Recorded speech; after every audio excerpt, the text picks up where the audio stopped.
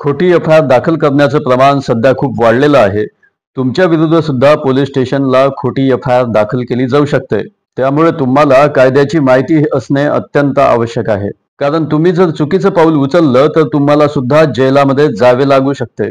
जेव्हा कोणी व्यक्ती तुमच्यावर खोटी एफ.आय.आर. दाखल करतो, तुम्ही विचार करता एखादी छोटी मोठी केस असेल आणि तुम्ही लगेच उठून पोलीस स्टेशनला जाता. तेथे गेल्यावर माहिती होते की समोरच्या पार्टीने एका लेडीजच्या माध्यमाने किंवा एका लहान मुलाच्या आधाराने पोक्सोची केस तुमच्यावर लावली. लक्षात ठेवा, अशा सिच्युएशन मध्ये तुम्ही पोलीस स्टेशन मधून वापस येऊच शकणार नाही, तर तुम्ही सरळ जेलामध्ये जाल. या व्हिडिओला पूर्ण बघा. यामध्ये मी पूर्ण प्रयत्न करेल की कोणते मार्ग आहेत. जर कोणी तुमच्या विरुद्ध खोटी एफ.आय.आर. दाखल केली असेल तर अशा वेळी तुम्ही काय करायला पाहिजे. तुम्ही आपल्या चॅनलवरती नवीन असाल तर चॅनलला सबस्क्राईब करायला विसरू नका.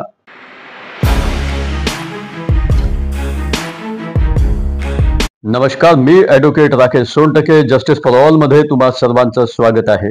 तर तुम्ही हे समजून घ्या की तुमच्या विरुद्ध पोलीस स्टेशनला जर कोणी खोटी एफ.आय.आर. दिली असेल, मग ती खोटी असो की खरी असो, अशा कंडिशन मध्ये एखादा पोलीस तुमच्या घरी आला, म्हणजे गंभीर प्रकरण असेल तरच तो तुमच्या घरी येईल, तुम्हाला उचलेल आणि पोलीस स्टेशनला घेऊन जाईल. तेव्हा तुम्हाला वकिलाची गरज पडेल, म्हणजे पडेलच, कारण त्याने तुम्हाला पोलीस स्टेशनला उचलूनच नेले आहे. तर ही एक कंडिशन झाली. परंतु दुसऱ्या कंडिशन मध्ये पोलिसांचा तुम्हाला फोन येतो की तुम्ही पोलीस स्टेशनला या म्हणून, किंवा ते म्हणतील की आम्ही तुमच्याकडे येत आहोत म्हणून.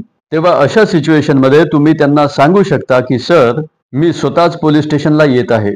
तर या कंडिशन मध्ये तुम्ही सर्वात आधी एकच काम करायचे आहे, आणि ते काम म्हणजे वकिलाकडून सल्ला घेणे. प्रयत्न करा की एक प्रामाणिक, नीडर, चांगला वकील तुम्ही निवडला पाहिजे. त्याच्याकडून तुम्ही सल्ला घ्या. चांगला वकील या शब्दावरती तुम्ही फोकस करायला पाहिजे. एक चांगला क्रिमिनल लॉयर तुम्ही केला पाहिजे. कारण अशा सिच्युएशन मध्ये तुम्ही डायरेक्ट पोलीस स्टेशनला गेले तर तुम्हाला अरेस्ट सुद्धा केले जाऊ शकते. वकिलाला जर तुम्ही अफोर्ड करू शकत असाल तर वकिलासोबतच तुम्ही पोलीस स्टेशनला जाऊ शकता, किंवा मग दुसऱ्या एखाद्या मेडिएटरला सुद्धा तुम्ही पोलीस स्टेशनला घेऊन जाऊ शकता, किंवा त्याला सुद्धा पाठवू शकता. मग त्यामध्ये तुमचा मित्र सुद्धा असू शकतो. कारण प्रकरण नेमके काय आहे हे माहिती करून घेणे अत्यंत आवश्यक आहे, आणि ते माहिती झाल्यावरच तुम्ही स्वतः पोलीस स्टेशनला जा. परंतु जर तुम्हाला भीती असेल अरेस्ट करण्याची, तर अशा कंडिशन मध्ये तुम्ही पोलीस स्टेशनला जाऊच नका. तुम्ही सरळ वकिलाकडे जा. वकील साहेब तुमचे मॅटर बघतील की तुमच्या मॅटर मध्ये अँटीसिपेटरी बेल घेण्याची आवश्यकता आहे किंवा नाही, असा निर्णय ते घेतील. आणि हा निर्णय तुम्ही दिलेल्या माहितीच्या आधारे असेल, आणि अरेस्ट करण्याची शक्यता नसेल तर तुम्ही पोलीस स्टेशनला जाऊ शकता. कारण जो नवीन लॉ आहे त्यामध्ये क्लिअर मेन्शन केलेले आहे. सेक्शन 173 BNSS मध्ये 7 वर्षापर्यंतच्या मॅटर्स मध्ये अरेस्टची आवश्यकता नसेल तर अरेस्ट करू नये. आणि सुप्रीम कोर्टाच्या गाईडलाईन्स नुसार सेक्शन 41A बनवले गेले, आणि आता ते नवीन कायद्यामध्ये सेक्शन 35 सबसेक्शन 3 ते 6 पर्यंत आहेत. तर जेथे अरेस्ट करण्याची आवश्यकता नसेल तेथे तुम्हाला सेक्शन 35 नुसार नोटीस दिला जातो. तर 7 वर्षापर्यंतच्या मॅटर्स मध्ये तुम्ही समजून चालू शकता की तुम्हाला अरेस्ट करणार नाही म्हणून. परंतु ही रिस्क तुम्ही का घ्यावी. अनेकदा पोलिसांना पैसे देण्यात येतात, किंवा नंतर सुद्धा ते गंभीर प्रकरण बनवले जाऊ शकते, त्यामध्ये नवीन सेक्शन्स ऍड करून, आणि नंतर सुद्धा तुम्हाला अरेस्ट केल्या जाऊ शकते. त्यामुळे पोलीस तुम्हाला अरेस्ट करण्याच्या मूडमध्ये असू शकतात, आणि म्हणूनच वकिलाचे मार्गदर्शन अत्यंत आवश्यक आहे. आता हे झाले पहिले काम. दुसरे काम असे आहे की तुमचे म्हणणे आहे की तुमच्यावरती खोटी केस लावली. परंतु जर तुम्ही असे म्हणता तर याला आधार काय आहे. तुम्हाला हे सांगावं लागेल की तुम्ही असे कशाच्या आधारावर म्हणतात. तुम्ही सांगता की खोटी रिपोर्ट दिली आहे म्हणून काहीतरी प्रूफ द्यावे लागेल तुम्हाला.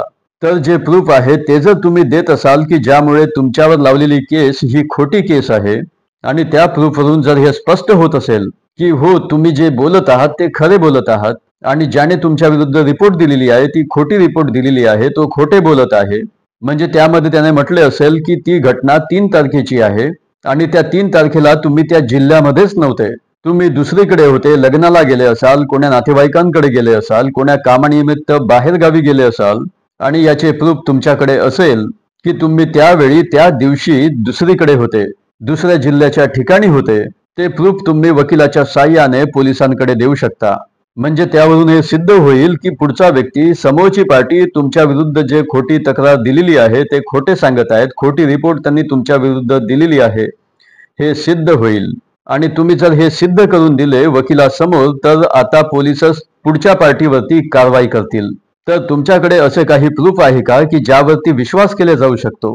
ते प्रूफ तुम्ही तुमच्या केसच्या इन्व्हेस्टिगेशन ऑफिसरकडे दिले पाहिजे. जो पोलीस ऑफिसर, जो इन्व्हेस्टिगेशन ऑफिसर तुम्हाला पोलीस स्टेशनला बोलवतो आहे किंवा जो पोलीस ऑफिसर तुमच्याकडून विचारपूस करतो आहे, तर वकिला थ्रू तुम्ही तुमचे प्रूफ द्यायचे आहे. तुम्ही हे सिद्धच केले आहे की त्या व्यक्तीने पोलिसांची दिशाभूल केलेली आहे म्हणून. त्यानंतर प्रश्न निर्माण होतो की तो तुमच्याच विरुद्ध खोटी रिपोर्ट का देत आहे, की अमुक कारणाने त्याने तुमच्या विरुद्ध खोटी रिपोर्ट दिली आहे. म्हणजे तुमचा त्याच्यासोबत कोणता प्रॉपर्टी डिस्प्यूट असेल आणि ती प्रॉपर्टी हडपण्याचा त्याचा डाव असेल, जेणेकरून तुमच्या विरुद्ध अशी खोटी रिपोर्ट दिल्याने तुमच्यावरती प्रेशर बनवता येईल आणि ती प्रॉपर्टी हडपता येईल. अशा प्रकारचे कोणतेही कारण तुमच्या केसमध्ये असू शकते. तसेच या व्यतिरिक्त सुद्धा कारण असू शकतात. आता त्याच्यावरती कारवाई होईल सेक्शन 217 BNS प्रमाणे, ज्यामध्ये क्लिअर मेन्शन केले आहे की जो कोणी व्यक्ती कोणाच्या विरुद्ध खोटी तक्रार किंवा खोटी सूचना देतो आहे, कारण पब्लिक सर्वंटकडे हा अधिकार आहे की कोणत्याही व्यक्तीविरुद्ध त्याने कारवाई करावी. तर अशा सिच्युएशन मध्ये पोलीस आता त्याच्या विरुद्ध सेक्शन 217 BNS प्रमाणे कारवाई करतील. त्यामध्ये त्याला 1 वर्षापर्यंतची शिक्षा किंवा 10,000 रुपयापर्यंत दंड किंवा दोन्ही होऊ शकतात.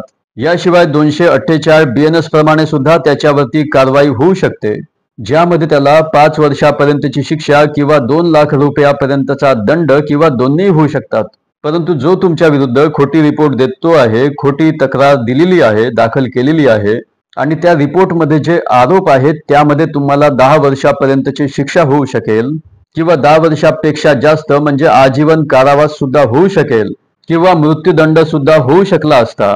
अशी पनिशमेंट मिळण्याच्या तुलनेचे त्याचे आरोप असतील त्याच्या तक्रारीमध्ये, त्याच्या रिपोर्टमध्ये, जर ते प्रकरण तुमच्या विरुद्ध चालले असते तर 10 वर्षापेक्षा जास्त शिक्षा तुम्हाला त्यामध्ये झाली असती.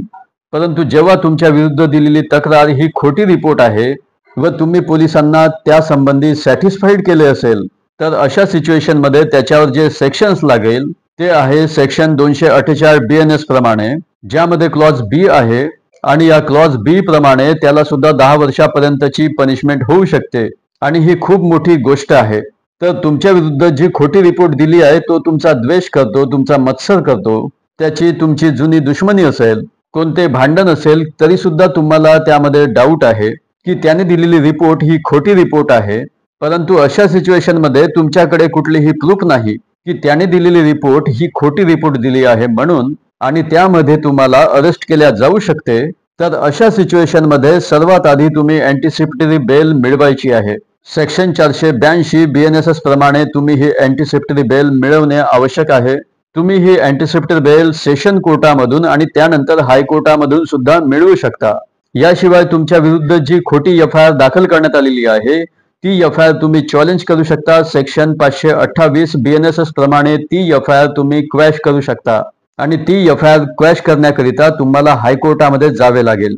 परंतु पोलिसांशी मिलीभगत करून जर तुमच्या विरुद्ध खोटी कारवाई केली जात असेल आणि ती कारवाई निष्पक्ष नाही असे जर तुम्हाला वाटत असेल, तेव्हा तुम्ही त्या कारवाईवरती स्टे आणू शकता हायकोर्टामधून. मग तुम्ही पोलिसांना पूर्णतः कोऑपरेट करायला तयार आहात असे तुम्ही तुमच्या हायकोर्टापुढे जी प्लीडिंग देणार आहात त्यामध्ये देणे आवश्यक आहे.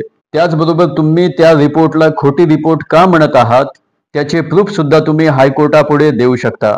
परंतु हे करण्याआधी तुम्ही अँटिसिपेटरी बेल मिळवणे आवश्यक आहे.